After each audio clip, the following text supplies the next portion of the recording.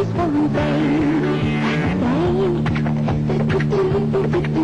a train.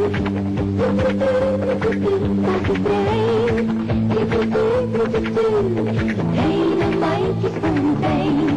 That's a train. That's a train naar Matjiesfontein.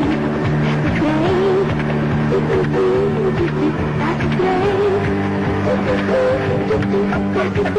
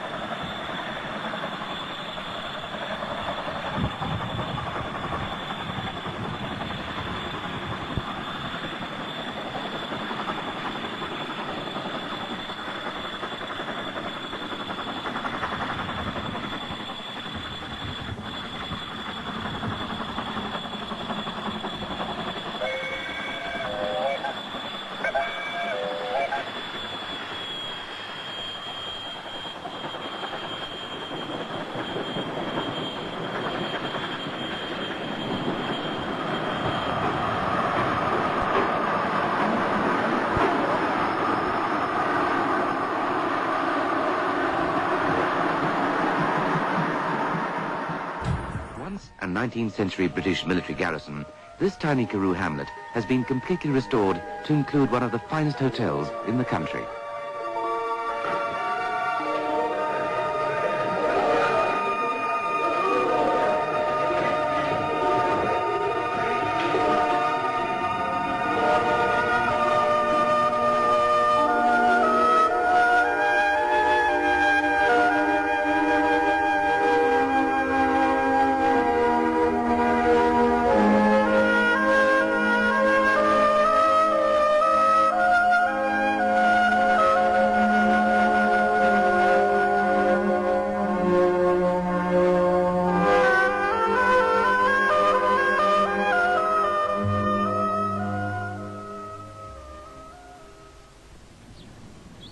Matjiesfontein is another rather unlikely gracious place.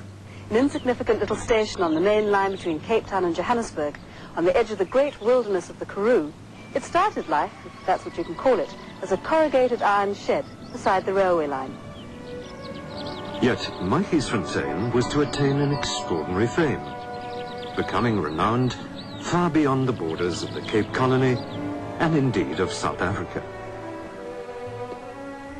The reason for this renown was due virtually entirely to the dynamic and enterprising personality of James Douglas Logan, a pioneering patriarch in the grand old style, who came to be known everywhere as the Laird of Matjiesfontein.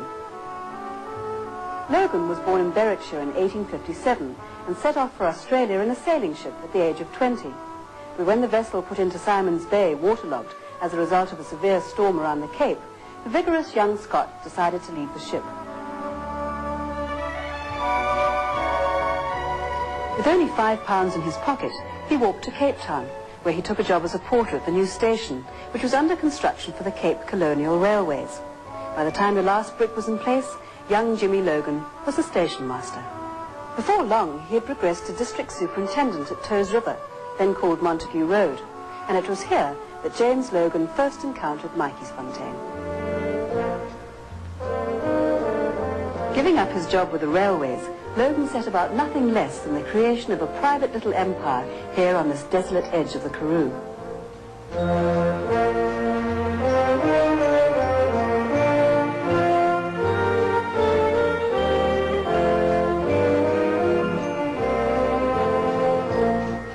It was definitely the stuff of which legends are made. Gaining the refreshment room concession from the railways in 1884, he moved rapidly to making Matjiesfontein into a Victorian health and holiday resort, which would attract the wealthy and the famous. The secret of Logan's affection for Matjiesfontein had its origins in his own weak chest, which was cured by the dry champagne of the Karoo air. And this was to be a key factor in the village's burgeoning fame. The success remains apparent. It was Jimmy Logan who designed and put up practically every building standing here today, complete in every detail, even down to the London lampposts, imported specially for street lighting. He gave South Africa its first artesian well and had the longest private telephone line in the country, linking his own residence, Tweedside Lodge, with the village. Tweedside Lodge, quite distinctive in its blue and white livery, is still lived in today by James Logan's grandson, Major John Buste, and his wife.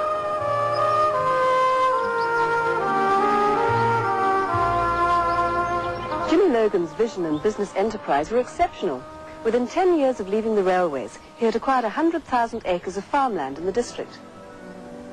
The farm is still visible from the National Road, its entrances characterized by no less than 3 unusual and elaborate wrought iron gates.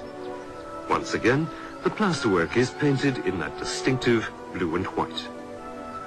There's more than a touch of Tweedside too, in the farm's lush green pastures, here at the edge of the Karoo. During the 1890s, a stream of celebrated personages visited Matjiesfontein. The spectacle of an annual pilgrimage of British aristocracy to this tiny Karoo dorp remains astonishing, but it certainly bore testimony to Logan's drive and initiative.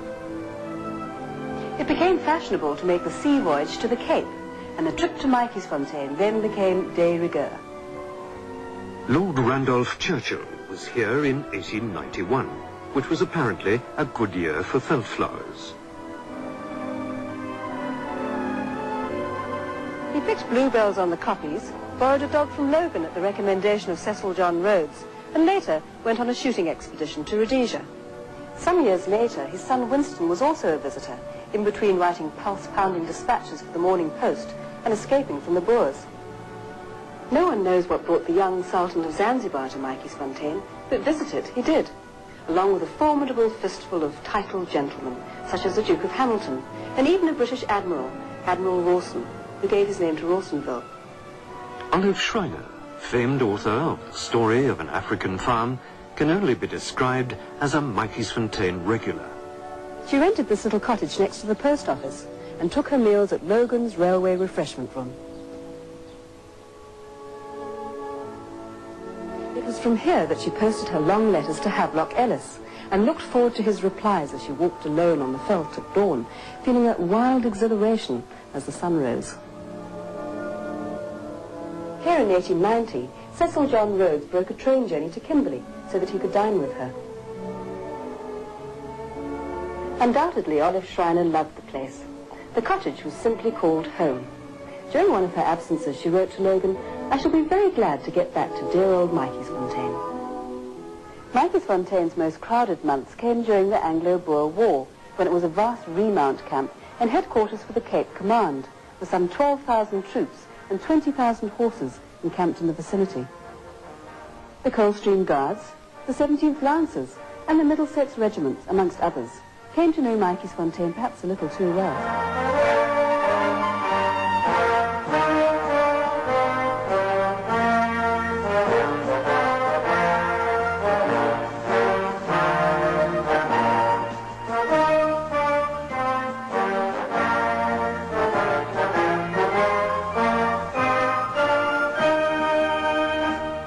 Always the individualist, Logan raised his own mounted corps for service in the field and equipped it at his own expense.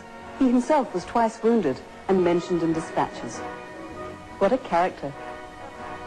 It was down one of Matjiesfontein's side streets that a Major Douglas Haig, later Field Marshal Earl Haig, Commander-in-Chief of the British Army in Flanders during World War I, presided over a private mess and invited a certain Mr. James Douglas Logan to a champagne party. It was on this railway platform that Private Edgar Wallace, Royal Army Medical Corps, unloaded medical stores. The recently completed Hotel Milner became a military hospital, with its central turret used as an armed lookout post. And down the main street walked the great military men of the time, Sir John French, Lord Kitchener, and even Lord Roberts himself.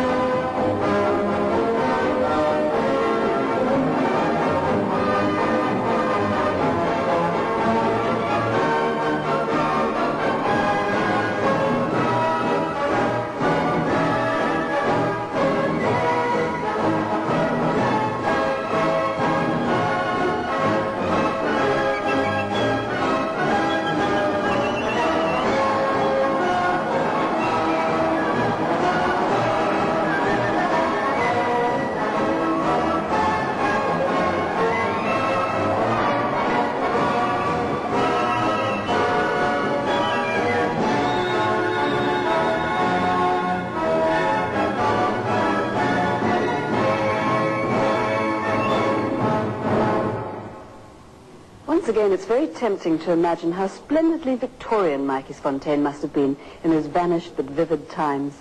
The regimental officers relaxing after their repast with cigars and a fine vintage port. Well, they say there was a defalcation in the mess funds. Yeah, there's something very seriously wrong. Forgery, actually. I wonder how they found out. They're cashiering it. But we can't afford to have these scandals. It's a disgrace to the regiment. Oh, completely. Absolutely. I cannot understand it. There is something about Matjiesfontein that invites rich associations. Here the past and the present intertwine comfortably, companionably. And the ghosts are real and amiable.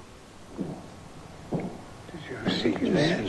What's it? All right, it's a ghost. Well, let's call for another drink. Sure. And appropriate, too, for the Laird's Arms is just the place for a jolly time. There's a hope that the bright eyes will shine. Longingly soon into mine. May the coconuts are red and sweet. Tonight will join my own little feet. Let us go start. May young hearts never part.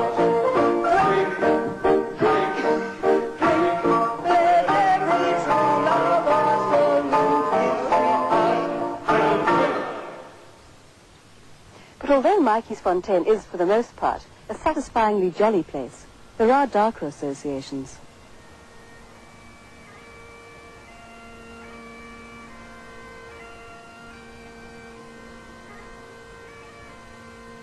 During the Boer War, Major General Andrew Walkup was killed at the distant battle at Matjiesfontein, but for some reason his body was sent to Matjiesfontein and kept in one of the rooms at the station.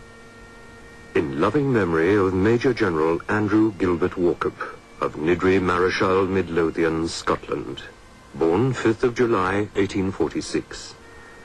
At Matjiesfontein, Walkup had died at the head of his beloved Highland Brigade, muttering, "What a pity," as he fell under a hail of Boer bullets.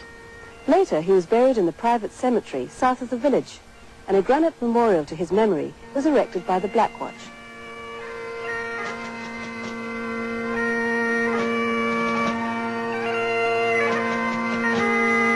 After the war, Lady Walkup visited the grave, but her husband's body was never taken back to Scotland. It's a strange last resting place for one of Scotland's greatest sons. Legend has it that Walkup's is an unquiet spirit, and that at midnight on the Matjiesfontein station, the ghost of the gallant Highlander restlessly roams the deserted platform. Gideon Schippers, the Boer soldier, is also associated with Matjiesfontein. For in the bitter closing stages of the war, he was brought to the old courthouse for trial and subsequent execution.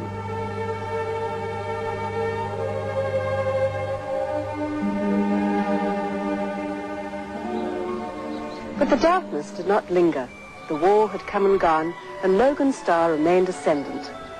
The passage of just over 20 years had seen the progress of young Jimmy Logan from a wet, bedraggled youth standing alone on the beach at Simonstown to the wealthy and influential Laird of Matjiesfontein, who was invited to London to attend the coronation of their Majesties King Edward VII and Queen Alexandra.